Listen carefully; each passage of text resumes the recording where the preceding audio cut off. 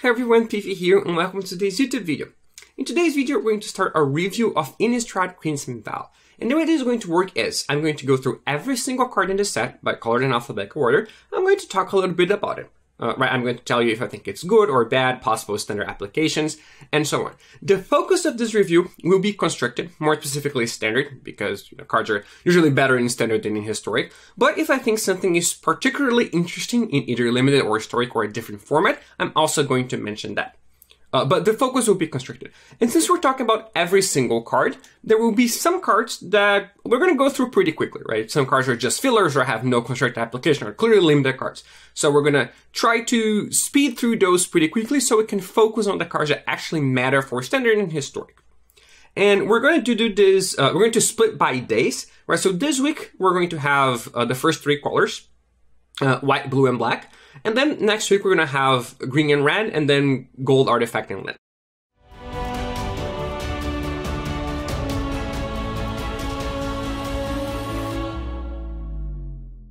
So we're going to start with white and alphabetical.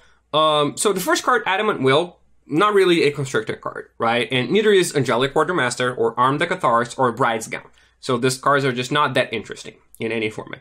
But by invitation only is actually a pretty good card, I think. Other than having, really good art and flavor text and stuff, I think this is actually strong. Because at worst, it's going to be a Wrath, right? Unless someone has 14 creatures, you are going to be able to kill all of their creatures. But if you have more creatures than they do, you can tailor that so that they sacrifice all their creatures and you don't. And this is going to be quite common in token decks, for example. Sometimes you're playing a token deck or a swarm deck and you have 5 creatures in play, but there are 5 1/1s, or you have like a 3/3 and 4 1/1s, and your opponent has, 3 5/5s. And then how do you deal with that? Well, you play by invitation only, you choose 3, and then they sacrifice all their creatures, and you keep your best 2. All right, so this is a pretty good application for a Wrath. And I think, at 5 mana, this is quite reasonable. So I expect this to see play, and this is probably the best Wrath that you can play in a creature deck. Right? Control decks are still going to want to play Doomscar instead of it. But if you're a creature deck and you're looking for a sweeper for other creature matchups, this is, I think, the best one that we have, because it has the potential to be so good if you have more creatures than your opponent. Right? And the baseline is still just a Wrath. Cemetery Protector. This card is very weirdly worded because it's not clear by just reading the card whether you always get a token when you play a land or not, right? Because when I first read the card, I thought you were always going to get a token, and I thought this card was really good. But then I found out that the way this works is you only get a token if you exile the land, right? So you can exile anything, and if you exile a land, you get a token when you play a land. If you exile an instant, you get a token when you play an instant, and so on. So I thought you would always get land and whatever you exiled, which is not true. That's a bit of a bummer. The card is much worse than I thought. I think it's still reasonable, right? Because it is a flash threat, and we don't have a lot of those right now. In standard, we're sort of lacking those. And you're mostly going to choose instant or sorcery, is my guess, in decks that you would want to play this in, right? Because this is a control card. Right? I don't think this is an aggro card. I don't think you just play this, you exile a creature from someone's graveyard, and then you just play a bunch of creatures and make more tokens. I don't think this is the main application of this card. I think this is a control card, like end of turn you play this, then you untap and you make 2 tokens, and you got your defenses up. It might be missing a keyword to be really good, like, flying, for example. Because it is, in the end, just a bunch of blockers if your opponent has anything big. But I think this card has some potential. Circle of Confinement. We've seen this card before. When they cast a vampire, you get a bonus. Thing is cute. I expect this not to be a very relevant line of text. But if you want, just the first half of this, it's going to be good enough, right? This card will probably see play. Downheart Geist, not super good. I guess depending on what enchantment decks exist, but I'm not really... it is a spirit, and it has enchantment synergies. The spirits have enchantment synergies right now, but I'm not, super hopeful about it. Right? I think there's an super offside chance... no, it's not going to be good. Astwald Shield Basher. This is, I think, clearly a limited card. Fierce Retribution. We've played I've seen worse cards see play, but they were not good when they saw. 2 mana destroy an attacking creature is pretty bad. I have played this card before, but it's never been super impressive. So adding the cleave for 6, I don't think makes this good enough to see play, unfortunately. Fleeting Spirit. Fleeting Spirit is pretty good. This is the new Seasoned Hollowblade, right? Except that you can't just attack and discard a card when they block, because it doesn't quite work like that. But if you have 3 cards in your graveyard, it sort of does the same thing, right? And this is the kind of effect that you're not going to need to be paying it over and over and over, because a lot of the time the threat of the effect is going to act as if the effect exists, right? So if you have a 3/1 and they have a 2/2 or a 3/3, you have 3 cards in your graveyard, you attack. If they block, you just use the ability, but they're usually not going to block, because you're just gonna eat their creature for free, which means that the threat of the ability, it's still there for next turn. You don't have to exile the cards for this ability to matter, right? The fact that it exists already matters a lot.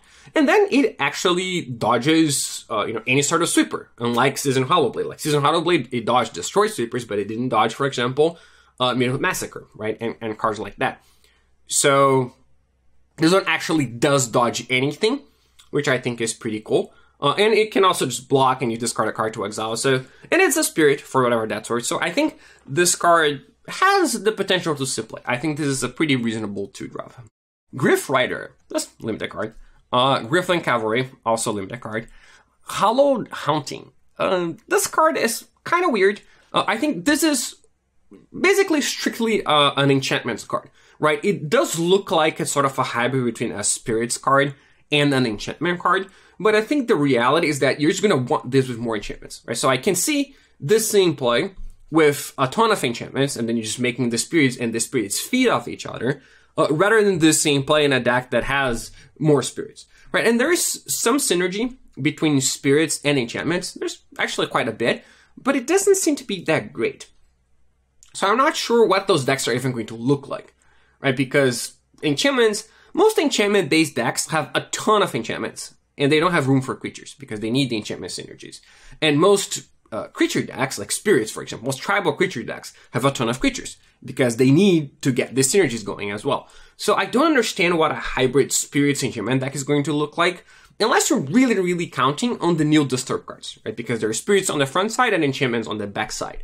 But they don't seem to be that great either. So I might be missing some application for this. Like maybe there is a world in which you get some cheap spirits that become cheap auras on the way back, and then you can trigger this and get even more spirits, and you play other spirits and just spirits. But overall, I don't think this is good enough to see play. I think 4 mana enchantment does nothing when you play it, and then you have to do something next turn to get anything. I think that's too situational and too clunky and expensive. But it is a powerful card. I just don't think it's good enough. Heron of Hope. Limited card. Heron Blast Geist. I think also limited card.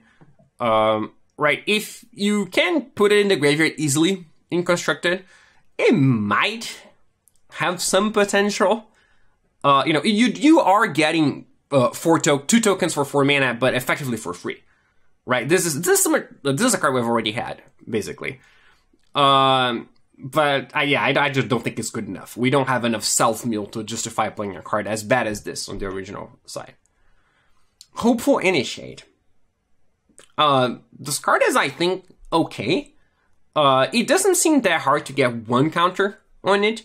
So, like, you just play it on turn 1. On turn 2, you play a 2-power creature, and then you attack, and it already pumps.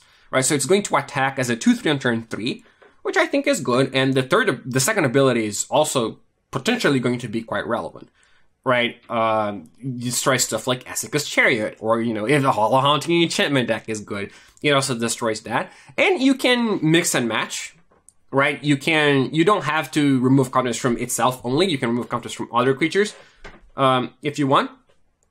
So I think this has potential. I think both lines of text are relevant and they are good together and good separately. So I think this is a card that is likely going to see play. Especially because most of the time you're going to have a 3-power attacker at least, right? Even if you just play like Fleeting Spirit, that's a 2-mana 3/1, right? Which means Hopeful Initiate will also grow into a 3/4. For 1 mana, that's a pretty good deal, right? Even if it doesn't require any setup, any support. It is naturally going to grow to that size most of the time. So I think it's pretty good. Lantern Flare. This card's kind of bad. I think if you compare it with the not Kabira Crossroads, what is it called? The one that, you play tapped as a land, or you play it as 1 and a white, the exact same spell, right?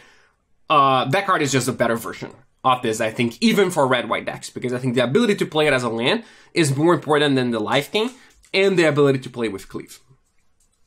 Because Cleave on this is pretty expensive, right? Like it costs 5 mana to get a Lightning Helix on a creature.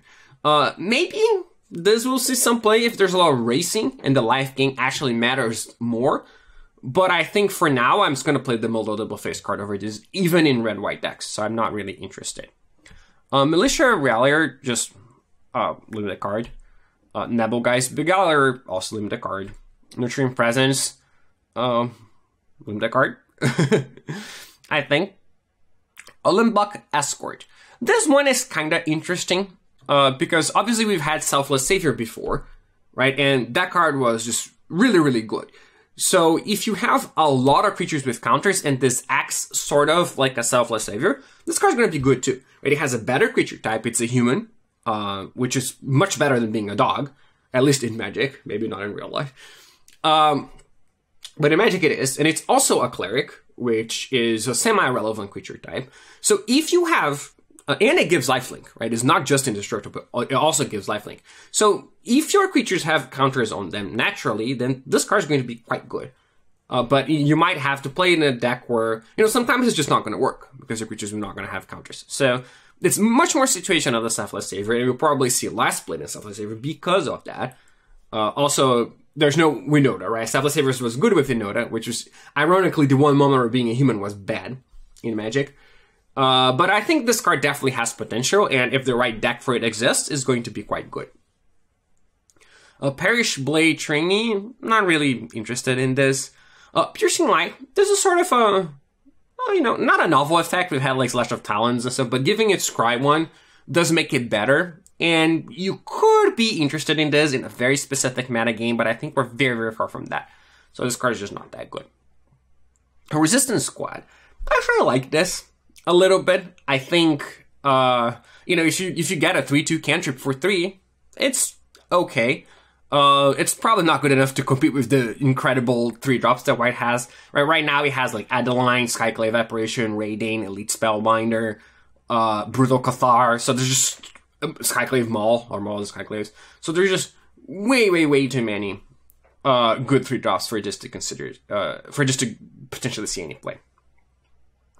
Sanctify. I guess I would rather have an instant speed effect than gain 3 life some of the time, and some of the time I would rather gain 3 life. So it's close. I think this might actually see play. Right now, the thing is that I'm just not interested in the destroy target artifact or enchantment effect at all.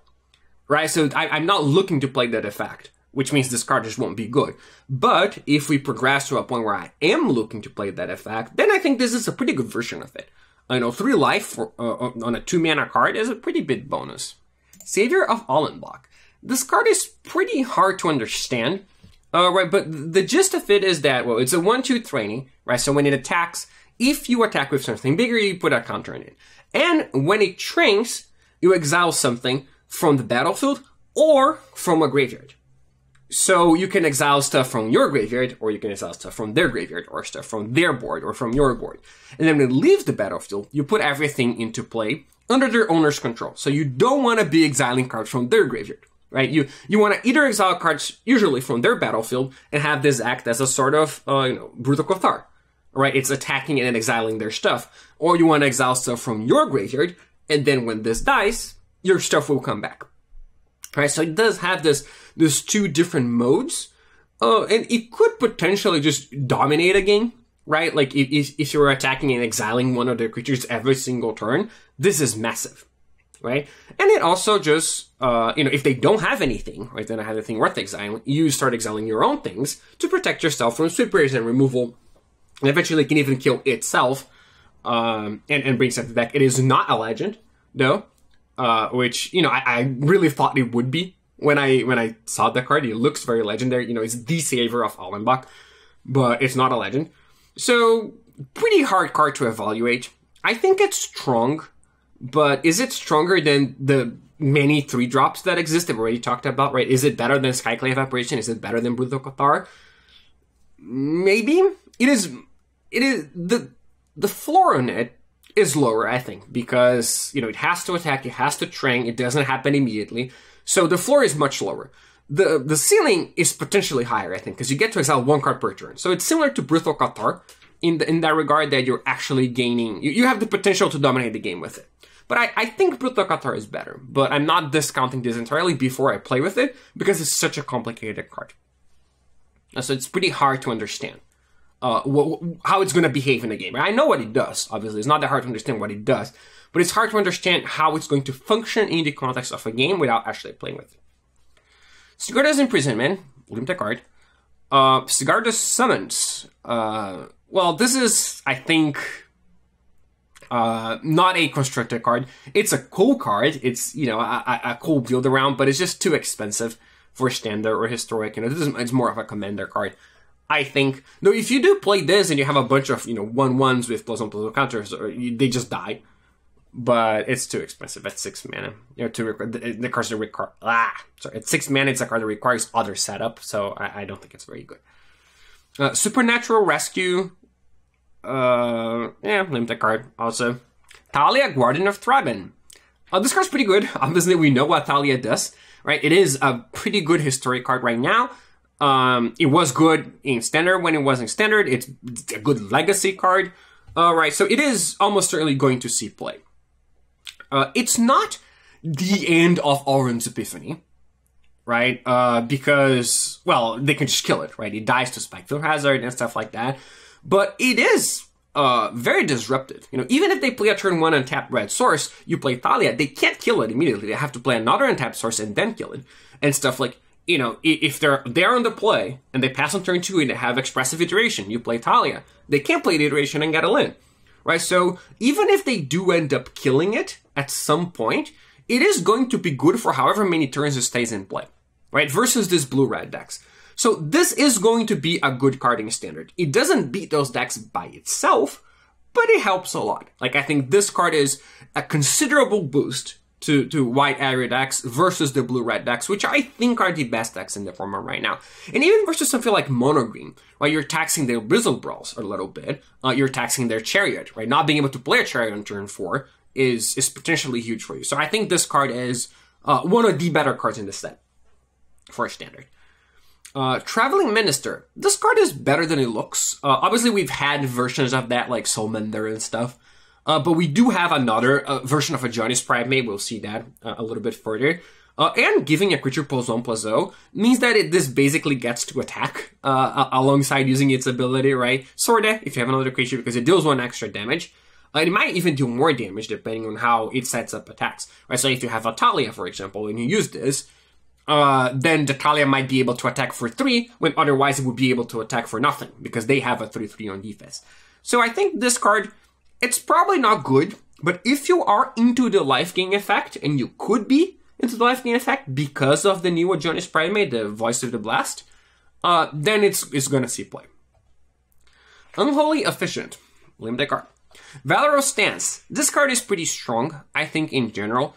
Having a split card that is removal and protect your creatures kind of hits the sweet spot, because people usually are either trying to kill your creatures or play their own, right? There are very few decks that are not trying to do one of these things, which means Valorous Stance is good against both. It is not going to be good if they're trying to play a bunch of small creatures, right? If you play the Mono-Eye Mirror, for example, this might not be a very good card because a lot of stuff doesn't even have 4 toughness, and they're not trying to destroy the creatures unless it's in combat, right? So I think But I think in the end, this is probably good enough to see play. Almost certainly good enough to see playing Standard. It also works quite well with Goldspan Dragon, because it's a way for you to, if they try to kill a Goldspan Dragon, you can protect it, and you get a token back, so it effectively costs 0. We've seen this effect before with like Sajiri Shelter and stuff. But it is the best version of those, I think. So I think this card is very likely going to see play. Vampire's Lair, limited card. Voice of the Blast. I like this card quite a lot. I actually wrote an article about it on StarCityGames.com. But I think this is the best Primate we've ever had. Right? And Primate has seen play. It is not the best card around a lot of the time. It is, it's a card that you see a lot in like best of one on Arena, the mono white life gain deck. But it is a card that has seen a reasonable amount of competitive play. Like we played it in a PT. Luis Vargas got second in a PT with a mono white deck that had 4 Primates.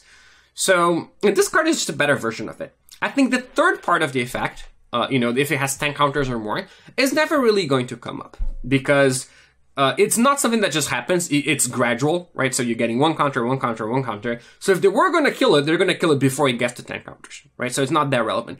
But the getting Flying and Vigilance with 4 counters comes up a lot, because what you want from your big creature is that it gives itself Flying, right? So one of the problems with a Johnny's Primate is that it's so easy to stop on the ground. Like, even if it's a 10-10, they just block it with a 1-1, and it doesn't matter that it's a 10-10. This card is not blockable by all the ground stuff once it gets to that point. So I think this card is actually quite reasonable. It is also a Cleric, which is better than being a cat, again, at least in our game. And it might be enough to make the Order of Clerics deck be good, because a lot of the good creatures in Standard are Clerics, the white creatures. Like Luminar Aspirant is a Cleric, Elite Spellbinder is a Cleric.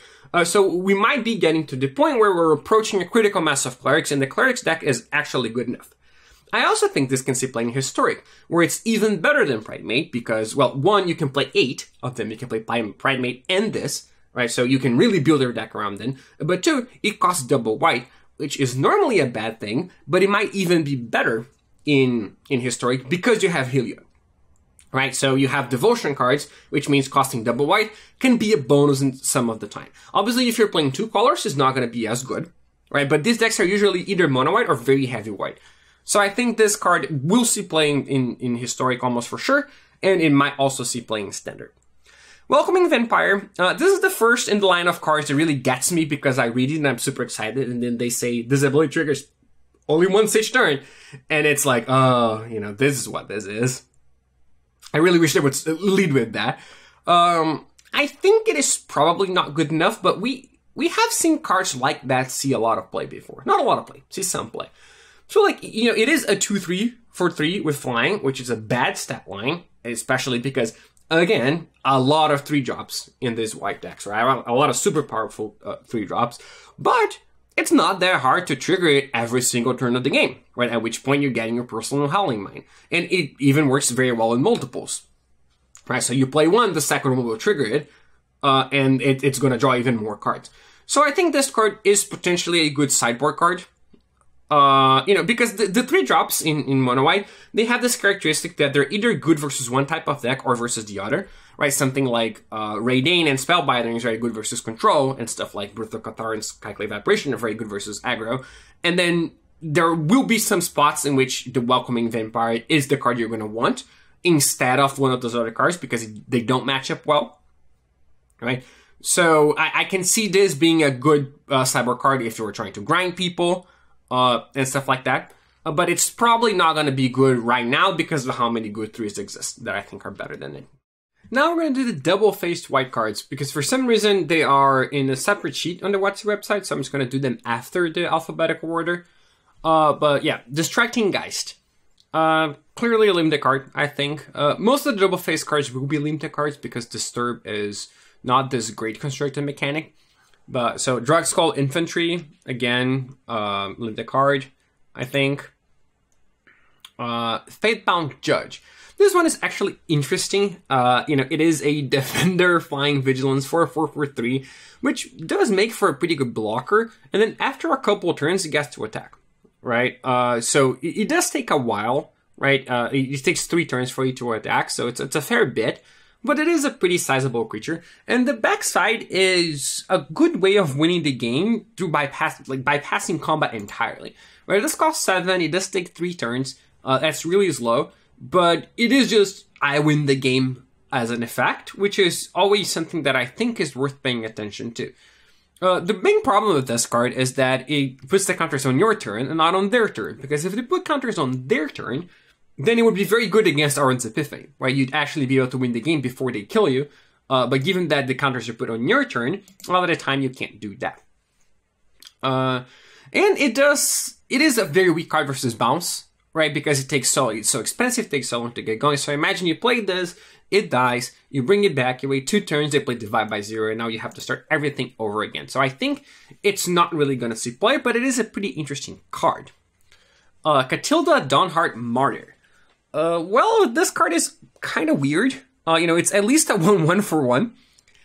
Flying, right? And then if you have more spirits or more enchantments, it does grow a little bit bigger, and it has flying and lifelink. So it is a pretty good racing card. Protection from vampires, it might be just trinket text. It might be a more meaningful thing if vampires are a thing. But I think it's mostly going to be trinket text. Then, on the back side, you're just giving your creature +X/+X. So you're turning it into, you're adding Katilda to it. It's +X/+X, the same as spirits and enchantments. And I think that's reasonable. The problem, again, is that everything that's white costs 3, right? And a lot of the spirits cost 3 as well. So this is the kind of card you really need a lot of setup before. Like, you ideally want to play a spirit or an enchantment on turn 1, and then on turn 2, and then another one on turn 4. And I don't know if there is enough there to justify it. So I don't think it's going to be very good. Kindly Ancestor, just clearly limited. Panic Bystander, I believe clearly limited as well. Radiant Grace, this is the one that can see constructed play. Because, it is basically free, right? It's not a disturbed creature, so you don't have to pay to bring it back. It just comes back immediately when the creature dies. And like +1/+0 and Vigilance is obviously bad, but people have played a fair bit of bad auras before, and every creature your opponent controls entering the battlefield tapped can be a relevant effect if you're getting it for free. Twin Blade Geist.